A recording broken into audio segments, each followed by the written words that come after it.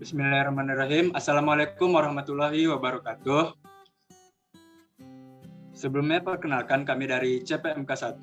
Di sini kami akan membahas tentang aritmatika modular. Sebelum memasuki pembahasan, saya akan memperkenalkan dulu nih anggota kelompok dari CPMK 1. Perkenalkan, nama saya Muhammad Abel Prasetya. Selanjutnya ada Qurratu Aini, selanjutnya ada Zahra Maidira, selanjutnya ada Yunika Putri, selanjutnya ada Rani Latifah Cahyani, dan yang terakhir ada Rara Bisri. Nah, mungkin itu saja perkenalan dari anggota kelompok dari CPMK 1. Selanjutnya, kita akan memasuki pembahasan dari aritmatika modular. Nah, di sini ada sejarah aritmatika modular. Pada abad ketiga Masehi, Euclides merumuskan fondasi-fondasi aritmatika dalam bukunya, Elemen. Di dalamnya terdapat sebuah lena yang umum dirujuk sebagai lena Euclides. Versi awal dari teorema dasar aritmatika dan studi mengenai bilangan sempurna dalam proposi 36 dan bukunya yang ke-39.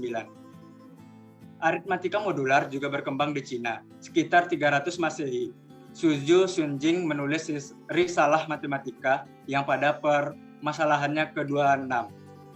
Di bab ketiga berisi, anggap ada barang yang jumlahnya tidak bisa diketahui. Dengan menghitung 3 demi 3, ada tersisa 2 barang.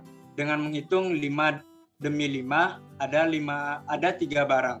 Dan ketika dihitung 7 demi 7, ada sisa 2. Berapa banyak barang yang ada di sana? Nah, selanjutnya perkembangan aritmatika modular di Eropa. Pada tahun 1621, Claude Gaspard Batch de Margerie menerjemahkan buku Diophantos ke bahasa Latin yang memicu ketertarikan matematikawan saat itu.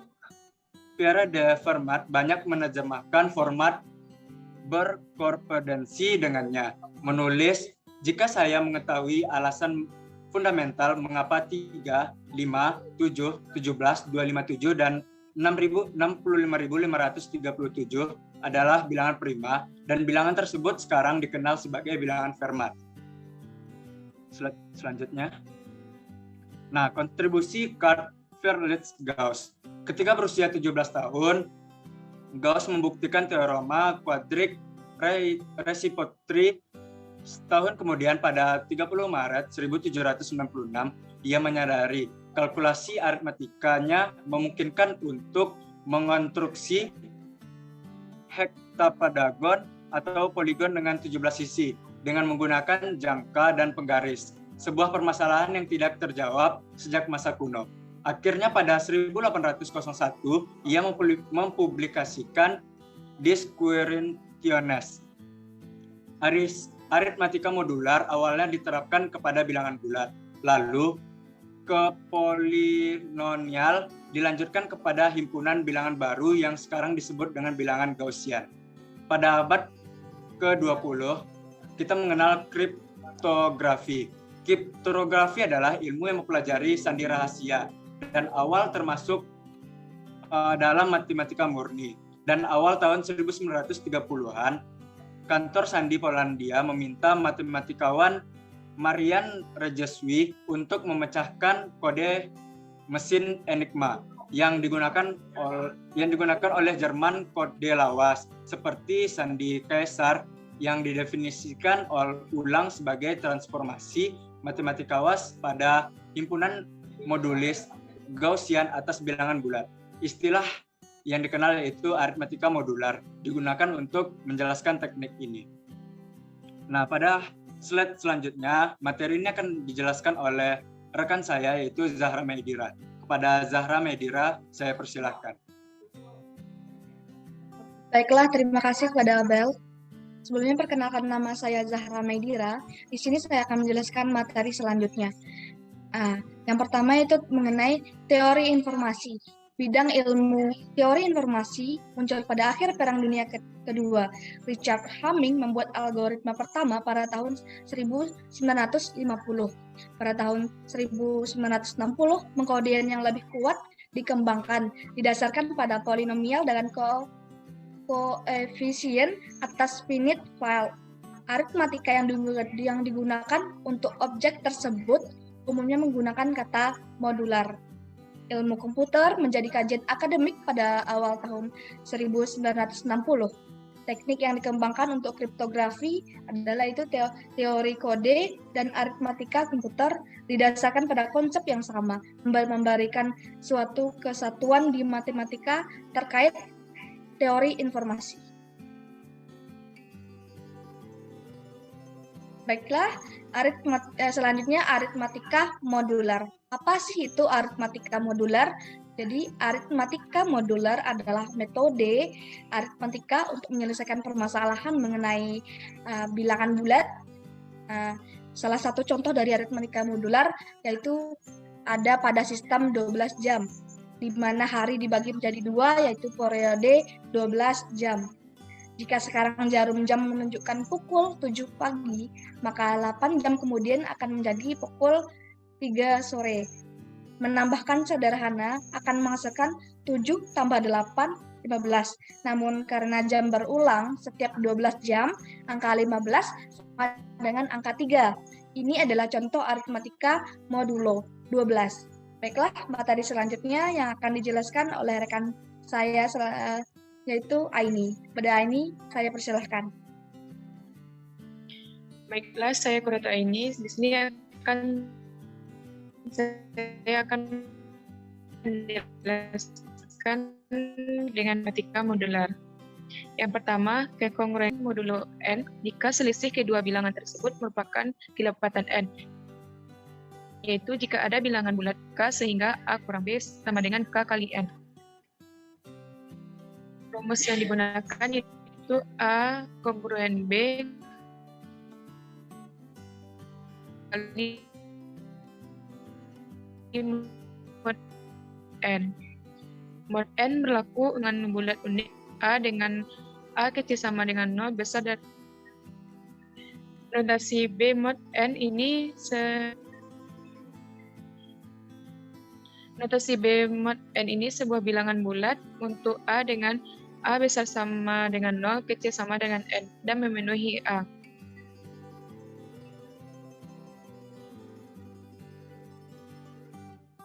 Yang kedua, polinomial. Gauss menerapkan pendekatan ini ke polinomial x pangkat N kurang 1 dan bukan faktor-faktor primitifnya, yang disebut dengan polinomial siklitik. Digunakan untuk menemukan konstruksi penggaris dan jangka dari heptadekagon, sebuah poligon regular dengan 17 sisi. Materi selanjutnya akan dibacakan oleh Uti. Kepada Uti dipersilahkan. Baiklah, saya Nika Busena Putri. Di sini saya akan menjelaskan tentang bilangan aljabar. Pada kasus polinomial dengan koefisien bilangan bulat, sifat pembagian hanya berlaku untuk polinomial dengan koefisien derajat terbesar bernilai 1 atau minus 1. Lalu ada sistem residu. Setiap kelas residu modulo N dapat diwakili oleh salah satu anggotanya. Himpunan bilangan bulat yaitu 0, 1, 2, dan N sampai N kurang 1.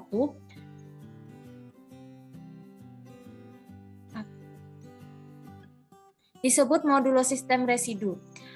Disebut modulo sistem residu terkecil yaitu N. Setiap rangkaian bilangan bulat N tidak ada dua yang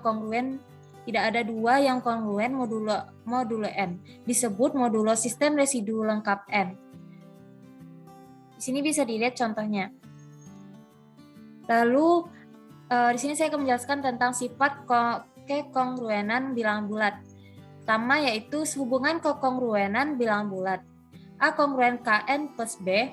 B bukan sisa pembagian A oleh N, tepatnya A kongruen B, yaitu mod N. Lalu A dan B memiliki sisa yang sama ketika dibagi dengan N, yakninya yaitu A sama dengan Pn plus R, B sama dengan Qn plus R. Dengan 0 kecil sama R, dengan R besar sama dari 0, kecil dari N, merupakan sisa pembagian keduanya.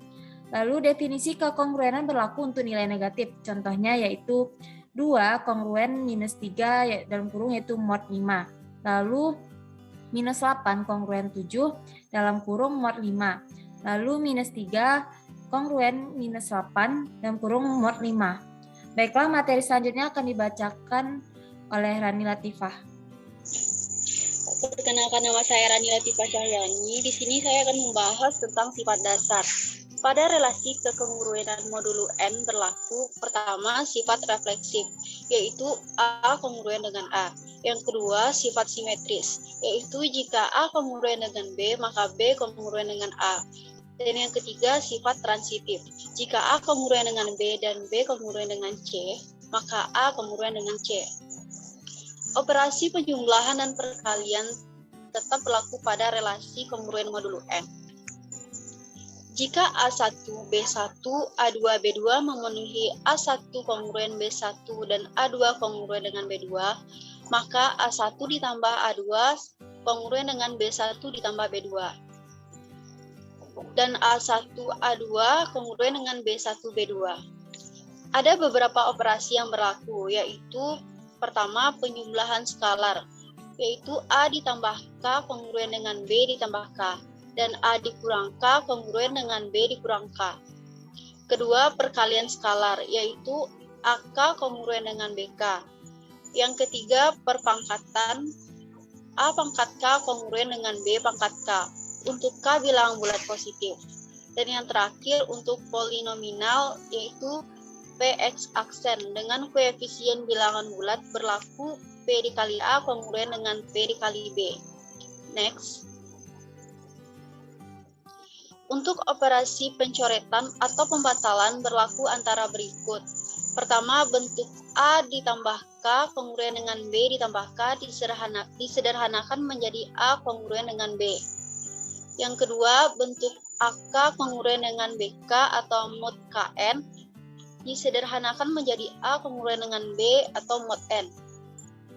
Dan yang terakhir, untuk kasus K dan N saling koprima, berlaku AK kongruen dengan BK atau mod N disederhanakan menjadi A kongruen B mod N. Materi selanjutnya akan dijelaskan oleh Rara Bisri.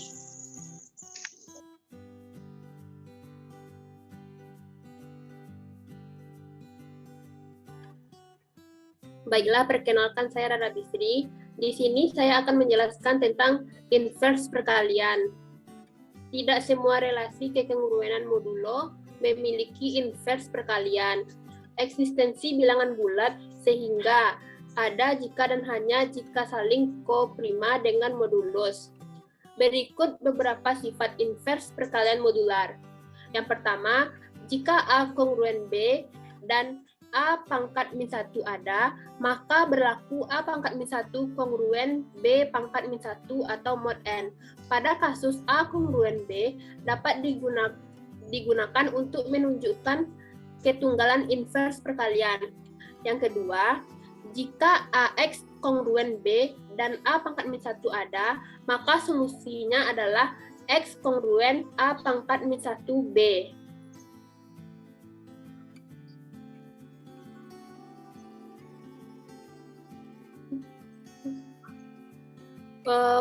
Selanjutnya, pengaplikasian. Dalam matematika terapan, ini digunakan dalam aljabar komputer, kriptografi, ilmu komputer, kimia, dan visual dan seni musikal. Contohnya, dalam aljabar komputer, aritmatika modular biasanya digunakan untuk membatasi ukuran koefisien integer dalam penghitungan dan data menengah. Digunakan dalam faktorisasi polinomial. Masalah di mana semua algoritma efisien yang diketahui menggunakan aritmatika modular. Digunakan oleh implementasi yang paling efisien dari algoritma pembagi persekutuan terbesar polinomial, eksak aljabar linear, dan basis Grobner di atas bilangan bulat dan bilangan rasional. Seperti yang diposting di Fidonet pada tahun 1980-an dan diarsipkan di Rosetta Code, aritmatika modular digunakan untuk menyangkal konjektur jumlah pangkat Euler pada Sinclair QL mikrokomputer, menggunakan hanya seperempat dari presisi integer yang digunakan oleh CDC 6600 superkomputer untuk membantahnya 2 dekade sebelumnya melalui pencarian brute force. Baiklah, itulah penjelasan dari saya. Selanjutnya saya kembalikan kepada moderator.